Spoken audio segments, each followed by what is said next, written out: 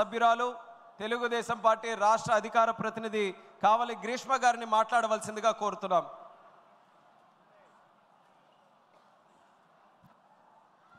వేదిక మీద ఉన్న పెద్దలు, పితృ సమానులు, ముఖ్యమంత్రి గారికి, యువగలం పేరుతో మనందరికీ ఇంకా దగ్గరైన లోకేష్ అన్న గారికి, వేదిక మీద ఉన్న అతిరథ మహారథులందరికీ పేరు పేరున నా పాదాభివందనాలు.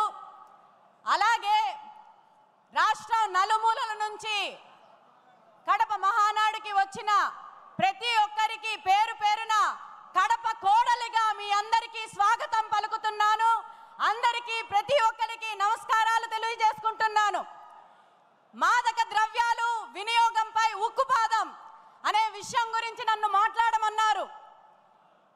ఈ తీర్మానాన్ని నేను చాలా గట్టిగా బలపరచడానికి ముఖ్యమైన కారణం, మనం ఏదైతే గత ప్రభుత్వంలో చూసామో ఎగ్స్ కన్నా ఎక్కువ డ్రగ్స్ అమ్మారు. ప్రతి గల్లీలోని డ్రగ్స్ కనిపించాయి.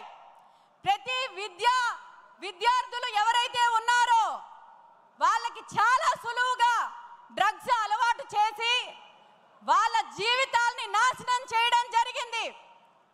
గత ప్రభుత్వం విద్యార్థుల జీవితాలతోటి ఈ మాదక ద్రవ్యాలను అడ్డం పెట్టుకొని వాళ్ళ జీవితాలతో ఆడుకోవడం జరిగింది.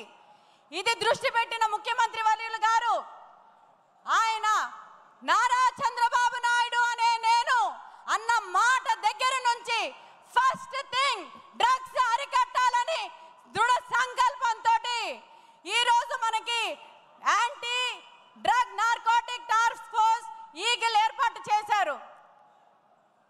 సోదరులారా, సోదరీమణులారా, మీరందరూ గుర్తుపెట్టుకోవాలి, మన పిల్లలు భవిష్యత్తు బాగుండాలంటే మాదక ద్రవ్యాల నుంచి దూరం ఉండేటట్టు మనం ఇంట్లో నుంచి ఫస్ట్ వాళ్ళకి సూచనలు ఇవ్వాలి.